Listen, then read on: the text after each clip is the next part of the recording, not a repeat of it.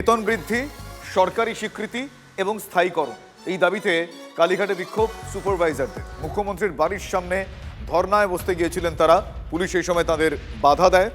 কালীঘাট থানায় নিয়ে যাওয়া হয় বিক্ষোভকারীদের। আন্দোলনকারীরা জানিয়েছেন মাত্র 6,500 টাকা মাসিক বেতনে তারা কাজ করেন।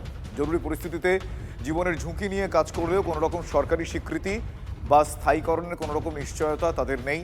15 বছর ধরে তারা দাবি জানিয়ে আসছেন, দাবি পূরণ হয়নি বলে তাদের অভিযোগ।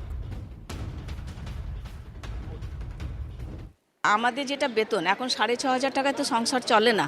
তো আমাদের বক্তব্য যে আমাদের এখন যে বাজার মূল্য হিসাবে দিদি তো জানেনি কত হবে, সেই হিসাবে আমাদের একটা বেতন বৃদ্ধি NUHM যে এসছে সেই NUHM-এর আমাদের অন্তর্ভুক্ত করতে হবে। আর দ্বিতীয়ত আমরা ANM যারা আছে ANM এর প্রত্যেকটা কাজই আমরা করছি, এমনকি RI করছি, ভ্যাকসিন করছি, সমস্ত যা ভ্যাকসিনেশন এক্সট্রা আসছে, কোভিড আছে, MRVC আছে, সব করছি। তো সুতরাং আমাদের একটা ট্রেনিং দিয়ে সেকেন্ড ANM এর জায়গায় আমাদেরকে যেন নিয়ে যাওয়া হয়। আমরা চাইছি যে দিদি পর্যন্ত আমরা কিভাবে আমরা পৌঁছে দেব, বার্তাটা পৌঁছাবার জন্যই আমরা এসেছি।